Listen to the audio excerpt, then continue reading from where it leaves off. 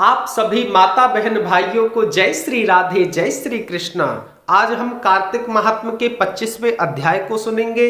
इससे पहले आप सभी मेरे साथ में बोलिए, हरे कृष्ण कृष्ण कृष्ण हरे हरे, हरे राम राम राम हरे हरे। आइए कार्तिक महात्म के 25वें अध्याय को सुनते हैं।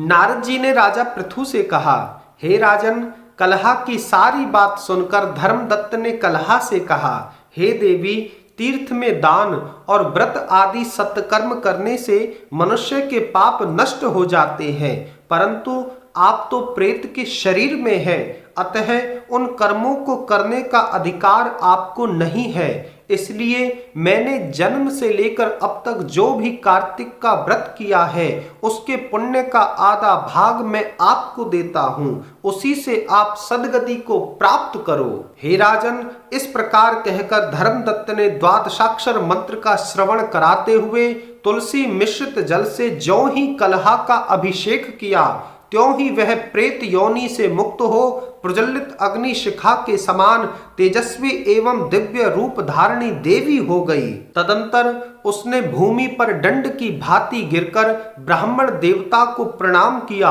और हर्षित होकर गदगद वाणी में बोली, हे द्विजश्रेष्ठ, आपके प्रसाद से आज मैं इस नरक से छुटकारा पा गई। मैं तो पाप के समुद्र में डूब रही थी, आप मेरे लिए नौका के समान हो गए।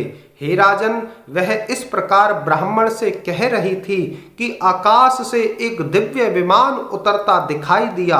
वह अत्यंत प्रकाशमान एवं विष्णु जी के पार्षदों से युक्त था। विमान के द्वार पर खड़े हुए पुण्यशील और सुशील ने उस देवी को श्रेष्ठ विमान पर बैठा लिया। तब धर्मदत्त ने बड़े आश्चर्य के साथ उस विमान को देखा और विष्णु जी के पार्षदों को देखकर साष्टांग दंडवत प्रणाम किया।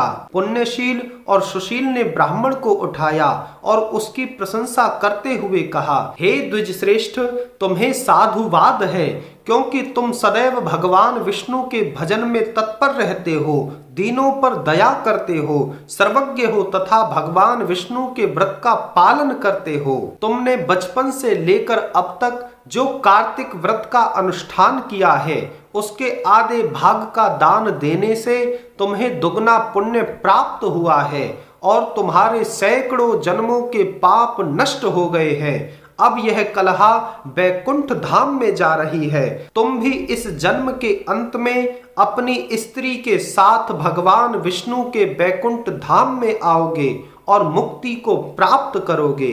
हे धर्मदत्त, जिन्होंने तुम्हारे समान भक्ति पूर्वक भगवान विष्णु की आराधना की है वे धन्य हैं। इस संसार में उन्हीं का जन्म सफल है। भली भांति आराधना करने पर भगवान विष्णु प्राणियों को क्या नहीं देते हैं। उन्होंने ही उत्तानपाद के पुत्र को पूर्व काल में ध्रुव पद पर स्थापित किया था। उनके नामों का स्मरण करने मात्र से समस्त जीव सद्गति को प्राप्त होते हैं। पूर्व काल में ग्राहग्रस्त गजराज उन्हीं के नामों का स्मरण करने से मुक्त हुआ था। तुमने जन्म से लेकर अब तक जो भगवान विष्णु को संतुष्ट करने वाले कार्तिक व्रत का अनुष्ठान किया है उससे बढ़कर ना कोई यज्ञ है, ना दान है और ना ही कोई तीर्थ है। हे विप्रवर, तुम धन्य हो, क्योंकि तुमने जगत गुरु भगवान विष्णु को प्रसन्न करने वाला कार्तिक व्रत किया है, जिसके आधे भाग के फल को पाकर यह स्त्री हमारे साथ भगवान के बैकुंठ धाम में जा रही है। इतना कह करके आज के 25वें अध्याय का समापन करते हैं। आप सभी मेरे साथ में बोलिए, हरे कृष्ण कृष्ण कृष्ण हरे हरे, हरे राम राम राम हरे हरे। पुनः आप सभी माता बहन भाइयों को जय श्री राधे, जय श्री कृष्ण।